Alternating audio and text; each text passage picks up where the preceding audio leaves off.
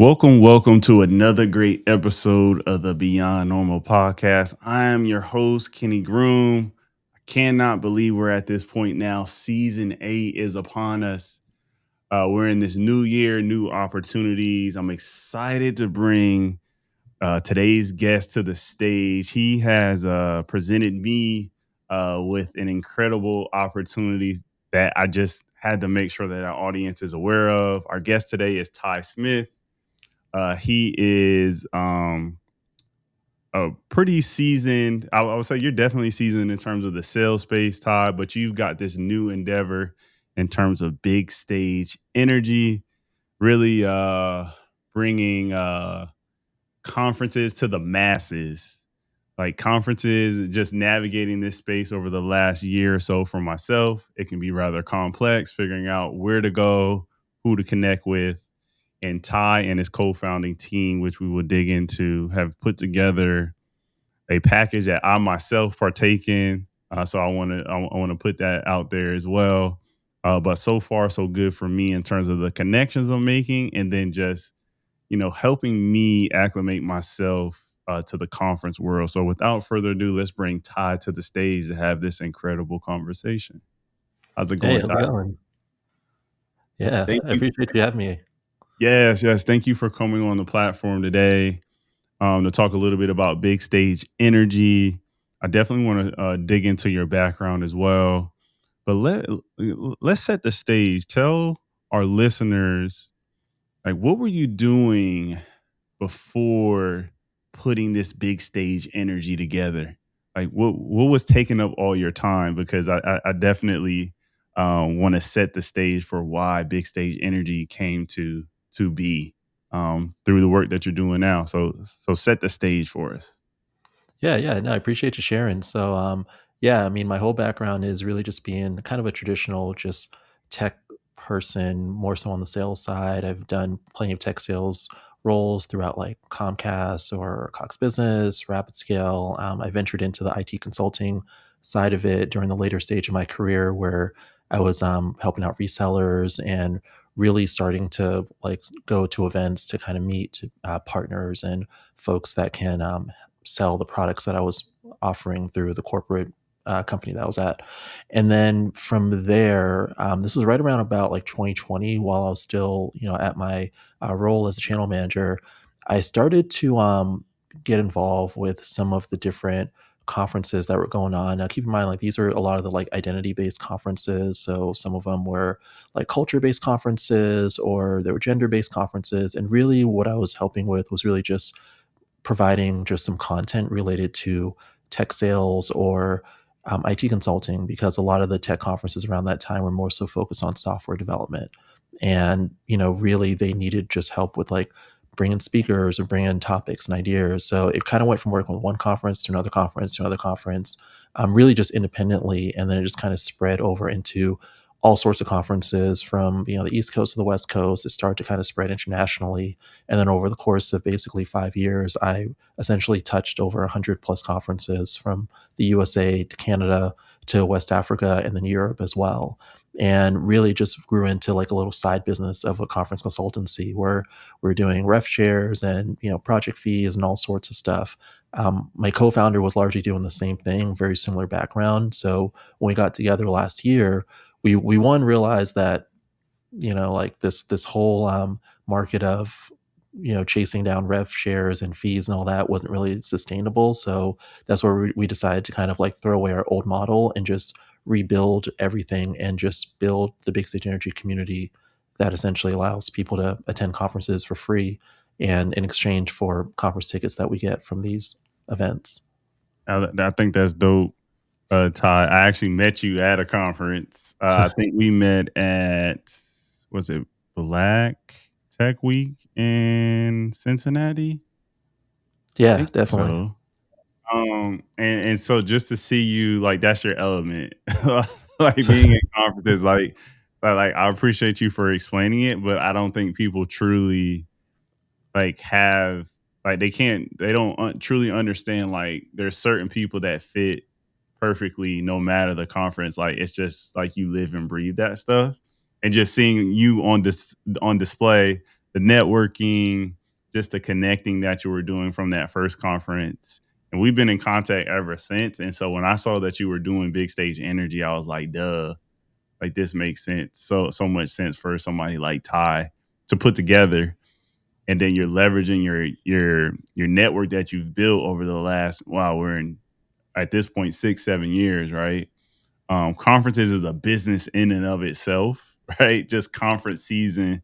I know we talked a little bit about that, and we'll dig into that. But it just makes so much sense for you to be doing this right now, man. I just wanted to put that out there. Let Yeah, appreciate it. let's talk a little bit about like what was missing, I guess, that prompted you to put this together in this sort of package. Like what was truly missing from the conference experience for those folks who are now your really your audience? Yeah, so I would say for us, we went through like a few different iterations as we were trying to like rebuild um, this company and coming together and working together. So myself and my co-founder Jared Alberton, because we were two independent conference consultants, just working with these conferences and helping out on all sorts of stuff, from influencer partnerships to speakers to keynotes to sponsors, all sorts of stuff. So we basically realized there's a few gaps in the ecosystem. One is that the sponsorship model is a little tricky because typically when you work with conferences, there's like a rev share that you're entitled to when you bring a sponsor to a conference, whether it's 15% to 20%. So the only challenge with that is that like if the conference has an internal team, it's tough for them to work with an external team. And sometimes there's people on the outside that have tons and tons of connections. And with our organization, we partner with over 300 plus companies that sponsor conferences and events. So, we, really had a cool way to bring folks to these conferences that might be interested in sponsoring, but there wasn't really a way to kind of work with their business development teams unless we did it where we didn't collect any type of like commissions on that, which definitely worked, But then the trade off was now on the other side, you have a lot of people that want to go to conferences. Our inbox is always flooded with folks that are just like, hey, like, let me know if you have an extra ticket. Hey, do you have an extra +1? Or hey, I know you're close to this conference founder. Are they giving away any free tickets or whichever? And myself and Jared, we've largely given away a ton of free tickets. Most people in our circle and that know us have probably gotten a free ticket to something at some point in time. Whether it's a mixer or an event or whichever, we were very generous on like just helping people get to events. But then we kind of realized like, maybe we can kind of put those two things together because conferences need sponsors and they need sponsors by more than one source, not just their internal teams. They need other people on the outside to bring companies to them. And then people want to attend conferences and can't spend $500, $300, $200, $1,000 per conference and event because you're already paying for travel and hotel. So this was really a cool way of just like, you know what, let's work with these conferences, let's get some tickets and let's give these tickets to our community. And then people will just basically just pay just annually to have access to all these tickets. And it really just seemed a way to kind of fix both problems at the same time. And it also helped our companies that we work with. We work with all these telecom companies and cloud companies that want to sponsor the right events. So it really allows us to kind of help those three groups simultaneously. Yeah, that's dope, man. That's a whole kind of like marketplace ecosystem like that you and Jared have put together. Talk a little bit about like going at this with a co-founder. Um a lot of our guests that we have on, they're doing it solo dolo. So talk a little bit about you know, what are some of the benefits to going at this as a collective, as a team? Because some people don't necessarily even look that route when they're creating something new, something fresh that hasn't really been put together before. Talk a little bit about that. Yeah, so I think like it's it's definitely good to kind of know like what percentage of like your market share that you have and who the other competitors are, and to kind of like see like does it make sense to just work together? Because with our ecosystem, I mean things are a little off the radar, right? Like if Coke and Pepsi joined together, there would be a lot of uproar, regulatory issues for that to happen. But in a market that people really aren't checking for when it comes to like culture conferences, like Jared and I largely had kind of a duopoly on relationships with conference founders. We've worked with just about every single, I guess you can say, like culture and tech, like that genre, which encompasses about like 70 different conference founders just in the USA alone. We've worked with just about all of them. They've worked with either myself or Jared at some point in time. Jared did the Afro Tech virtual events, back in like the early 2020s. Then he was doing Black Tech Week Media, and then I was doing things with Diversitech, and then I was also helping out like Baddies in Tech with some stuff and Sisters in Sales, and he was helping out Render, and there like we've touched almost all of them. So it was really just one of those things of just like, you know what, we can go against each other and build the same business and really just drive each other's prices down all the way to zero, and Hmm. then it just kind of confuse the market and have them choose between you or me, or we can just work together in the interim, technically monopolize the market a bit, because we have these relationships that we've built. It took us 5 years to get a lot of these like strong relationships, and then just really just run this up to a point where there's a big enough moat where a lot of folks won't be able to kind of catch up to where we're at. And I think that was really kind of the whole mindset behind it. Yeah, I think that's dope, man. Th- like you said, having it, realizing the state of the market, and then how you both can come together. Like you said, some people are definitely pro competition to your point, but I'm more so pro monopoly. So if you can have a monopoly, why not? And in this space, it just like you said, there's always someone trying to do it on their own, when it comes to conferences and things like that. And so now we're at a point now where even like you said, that you're having conversations with the people who are putting on the conferences, and now they need resources, they need a supply chain, a consistent supply chain. You guys can really be that partner for them when it comes to visibility and access and all those good things. I'm curious, because you just touched on something. I'm a big proponent of B2B businesses. At this point, just seeing more folks kind of, create businesses where that is the focus. In this case, the business here is the business of conferences, where there's a lot of money spent, whether it be the sponsors, like you mentioned, or just the amount of money people spend to go to conferences now. I don't have to tell our listeners, but if they've ever in the last few years searched for pricing to attend one of the big name conferences, the tickets alone are crazy. You touched on the room and board and the travel and everything else. You got to have some deep pockets to go to all these conferences. So why not tap in with big stage energy? But I'm curious along those lines when it comes to servicing your customers who are ultimately those conference the people putting on the conference founders.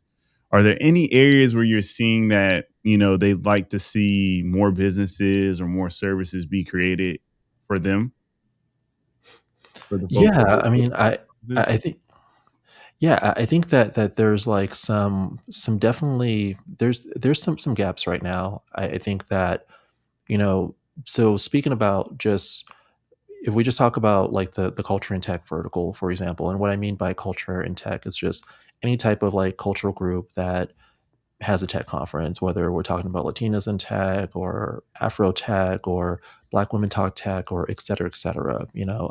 Out in tech is another one, all of those different groups. So if we think about kind of like the wave of those organizations, many of them in the beginning, it was the fact that like they were pretty much bringing top talent. And this is like, we're talking pre 2020. It was just bringing top talent from all these different sources, whether it's, from top universities or, people that worked at, really high end tech companies, big tech companies that really just didn't really have a lot of like options or opportunities to kind of like meet other folks in the ecosystem that can help them move up or help them, get hired, and they didn't really have a safe space to kind of like come together and network and really collaborate with each other. So like the first wave of those conferences, it was really just like they're going to these talent acquisition companies, these big tech organizations, and then those tech organizations are basically like, "Hey,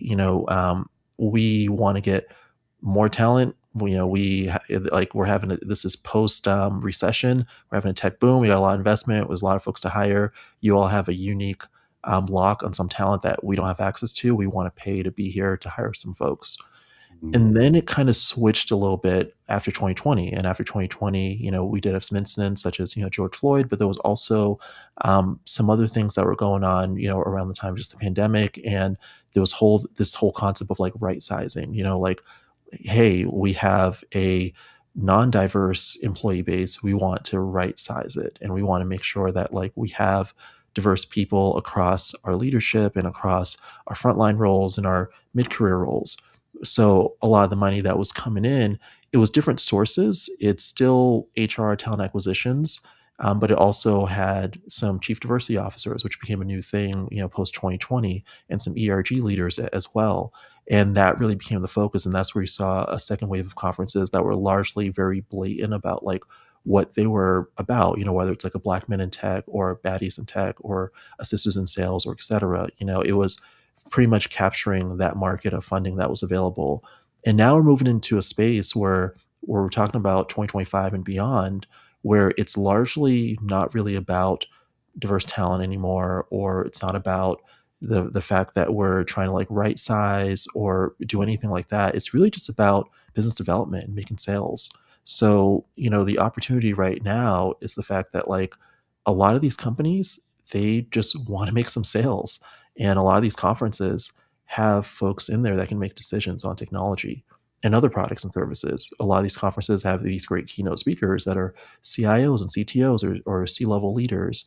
They have VPs in the room. And these companies are just like, we are spending so much money on our business development to try to get to these people. Your conference has an entire speaker room of these people. If you let us know who's going to be in there and it's on our list of people that we want to target, we will come down and sponsor. And I think right now the gap is really just the fact that when conferences, this is a really big gap. If someone wants to, run with this is the whole thing. So I kind of gave the backstory. This is the idea, right? If conferences did a good job on finding out who is the actual person buying the ticket, not just name, email, and here's Apple Pay and buy the ticket. I'm talking about really finding out who is that person, like what company is that person at, what role are they at, how long have they been there, do they have decision making power, if so at what dollar amount, what products and services have they bought for their company in the past 6 months. These aren't like wild questions. Informa, who's like the largest conference company in the world, or one of the largest, this is what they do on anytime you want to buy a ticket to any formal conference. It's literally 3 pages of information that you have to fill out in order to get a ticket. And I feel like if conferences did that, or if there was a company that basically just created that ticketing model for conferences, then that data, they could easily now run that to these new wave of sponsors that just want to make sales. And the sponsors that they can get will flow a lot easier in comparison to the model right now. And that goes also for networking events and anything where you can have people there. Yeah, that's dope, man. I can't and to your point, most of the conferences I've attended over the last 2 to 3 years, there isn't, especially specifically the cultural ones, I feel like there isn't necessarily that focus on, like, buyer persona or, like you said, like, really drilling down. But I mean, I've been into even some of the cultural conferences, right? Like there's still CTOs there, there's still CIOs. These are people who are decision makers, and most of the conversations have been leaning towards like candidates, job candidates, kind of like asking them, hey, like in person, like, hey, how do I get a job? How do I get in the funnel? Versus to your point, like if you got a service, you got a solution that you're selling as well, there probably needs to be some specific cutout of time at some of these conferences specifically for that. And the data tracking alone that you mentioned, I know that's worth a pretty penny.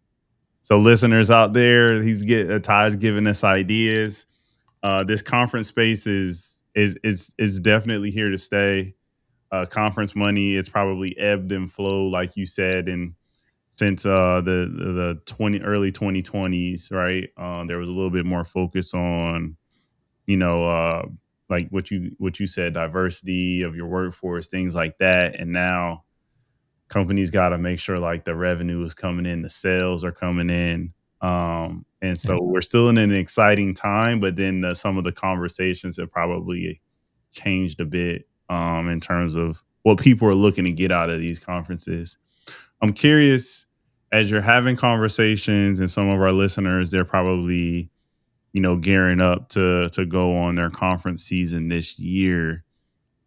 What are some tips you give folks in terms of like working these rooms? Not the secret sauce, right? But in terms of like some of the things you gotta do. Like here's some of the things you gotta do to make sure you're maximizing your time in these spaces.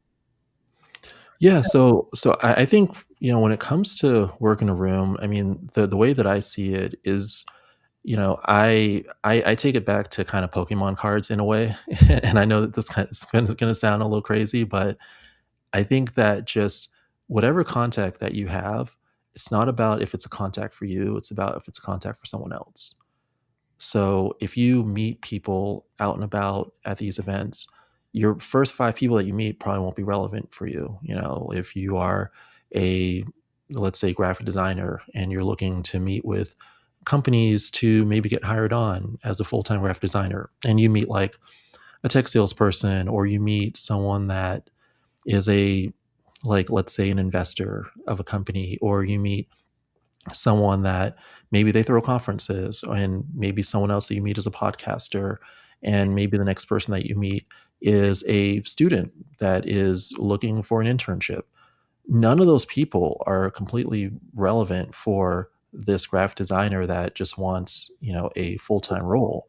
But what a lot of people are quick to do is basically take those contacts and throw them away and completely just, forget that they exist, maybe exchange on LinkedIn, but that's it. Like it's like they weren't relevant, they're gone. The key is to actually hold on to those contacts, because you're going to meet other people that might need some of those contacts. You might now meet your sixth person, might be someone that, hey, I have a program at my company where I'm looking for interns. And now it's like, hey, I have an intern for you. But now I wonder what contact that person has. Because now it's like, hey, I'll trade you this intern that I met. In exchange, maybe you can trade me someone that is hiring for a graphic designer. Mm, Or you have a founder that is looking for an investor. Hey, I just met an investor. I don't, need this contact. I'll give you this contact of this investor. But founder, maybe you know another startup founder that's trying to hire a graphic designer. Maybe we can trade contacts. And that's the whole method. Like it's all about trading contacts in the same way that we used to do when we used to trade Pokemon cards or trade basketball cards and all of that. It's just doing that in real life with real people. that's a bar there, Ty. I like that. I definitely like that Pokemon analogy. And this idea of I mean, I'm stuck on this word, just like the supply chain, right? Like you said, like there may be somebody who's of very little value, right, to your core business, but something that they do could be of value for somebody else in your network, and really plugging those two. It still opens up opportunities for you, and you don't quite get that transaction or that sale in that moment, but that's like paying it forward. Is the way that I like to position it. But that's definitely a gem there, Ty. So let's pivot a little bit, because I've been fascinated with um the decision that you and Jared made around picking the you picked the school, the platform, and I've been seeing some people specifically building communities there. Like what so far, are there any like big, any key takeaways, any big wins with building specifically a community in that format, that you all have kind of taken and kind of run with and say, hey, look, like this is validation that these things are working.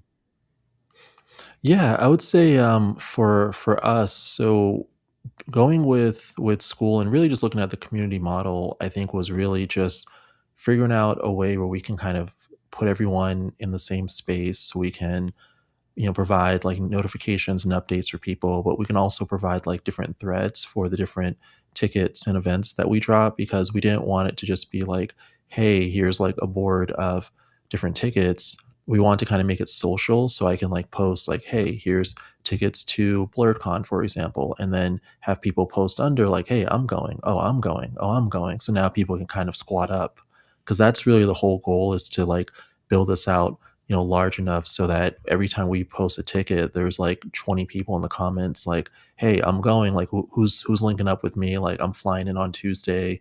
Are we going and getting breakfast and et cetera, et cetera." It's really to kind of create that experience. So that's one of the reasons why we kind of went the route that we went with community platforms, and we were looking for a platform specifically that kind of like allowed us to do that. The second feature was actually the map as well.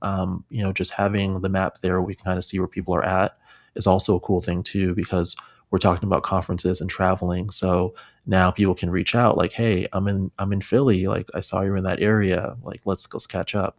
Yeah, that platform.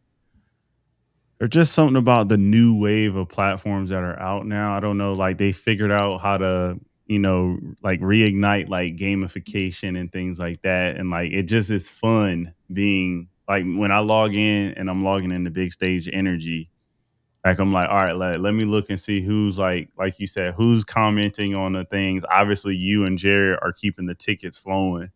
So I obviously go to that as well and say, like, okay, what should I be plugging in addition to that, but then really connecting with the others in the community. I appreciate even like the first, I think it was like the first day or two, you really specifying like after I did my little intro, my little elevator, you were like, hey, here's who you need to meet with, boom, boom, boom. And you laid out those individuals.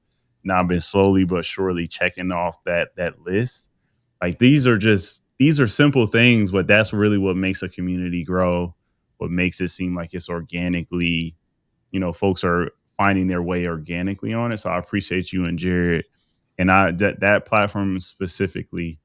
Um, the handful of times I have interacted with it, for whatever reason, the communities they're a little bit more sticky, if I can say it that way. Yeah, I agree.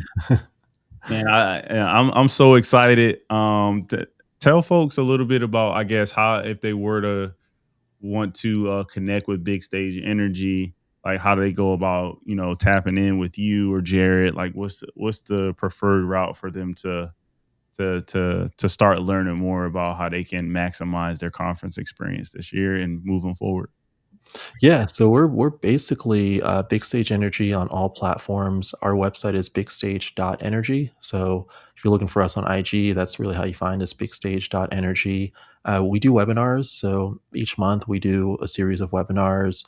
It kind of depends on the week, but definitely like keep in touch with our socials. And our webinars are cool because we just talk about all of our just fun hacks when it comes to like travel hacks, conference hacks, like how do I get from one place to another? How do I fly from this location to that location without spending a lot? Like, how do I, go to a conference and just make sure I talk to the right people within a short amount of time and just like all the little things. So that is basically inside of our webinars. It's just a bunch of free information that we give, and then we let people know, how to join Big Stage Energy. But to find out about our community, bigstage.energy is the sign up page, but also we have an informational page as well that some people like, which is bigstageaccess.com.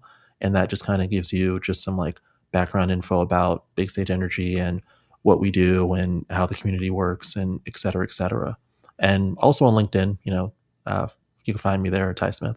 Yeah, y'all both. I was gonna say y'all are pretty active on LinkedIn for sure. So you will not miss Ty or Jared. If you look for them on LinkedIn, you will definitely find their content. Yeah, I appreciate you, Taj, for hopping on with me. I am excited about leveraging the platform this year. I'm already leveraging it in terms of the conferences we're going to for this year. Even the media pass front, you all are helping me have some direction there. So I definitely appreciate you all putting this together. I say it's affordable, but I want folks to make sure that they check it out themselves and really tap in. Last thought, I want to pass it to you. What do you want our listeners, folks listening to this, like what's that one thing they should change as they go about conferences specifically? Let's stick there. Like what in terms of mindset, like what do they need to change in order to get the most out of these experiences? Yeah, I think it's really just, sometimes people go to the conferences where everyone's trying to do the same thing. So, for example, like I can speak to this. Well, at the time of recording, as a single guy, right? So, if I am now going out there, and let's say at the time of recording, this Valentine's Day is around the corner, but if I'm going out and I'm trying to find a Valentine's, if I go to an event and a mixer and it's just a bunch of just like if the ratio is not there, if let's say I'm looking for a lady and I'm going to an event and it's like 95% males and I'm trying to find a female to date, then I'm probably not going to be as successful. And that's kind of what people do at conferences. That's like, hey, I'm looking for a job. Let me go to a conference where there's thousands and thousands and thousands of other people that are looking for a job. And that isn't really the right strategy to utilize. There's another way to kind of pivot it. So, for example, with conferences, there's a lot of conferences you could go to that are straight business to business based conferences. So these are conferences where you have executives, VPs, you have directors, you have all these folks. But the thing about those conferences with those directors and VPs and everything is that if you go to those, you'll probably be one of the few job seekers that's there because most people are just there to kind of do some transaction or do some sales. But the people that you encounter, these executives, these are the folks that actually have the budgets and the power to open up a role. They're the folks that tell the recruiter, hey, move this person to the next round so I can interview them. Like they are the ones that can meet someone and say, you know what, like you would be great. We need another marketing person. Let me actually put that in for the next quarter to add a marketing person. And I want you to interview for this. And Mhm. that's what happens when you go to these conferences that are kind of like off ratio. For example, for me, right? Like if I going back to that scenario about Valentine's Day, if I really want to find a Valentine's, then potentially maybe I should volunteer at an event that is largely going to have more women. Maybe something that deals with whichever. I'm not I don't have that magic answer, but whether it was a conference about it could be about flowers or whichever. Like that's where I would want to go. And I think that's the way that people need to think about it when it comes to your conference experience. Like go to the events where you'll be one of the only people there trying to do what you're trying to do, and that have people there that have the power to enable you to do what you're trying to do. And that's my main advice. I love that time, man. Like you hit the nail on the head. People go to some of these conferences and it's just gonna like work out. And then specifically on that job front, like there's conferences where thousands, if not tens of thousands of people are going for a job. And it's like there aren't that many jobs. Like you gotta play the numbers as well. So I appreciate you dropping that gem, closing us out for our listeners. Make sure you tap in with Big Stage Energy. I can't say that enough. And I'll be looking forward to seeing how the platform grows. For our listeners, thank you for tuning in to another incredible episode with myself and today's guest, Ty Smith. Appreciate it. Peace. All right. Thanks for having me.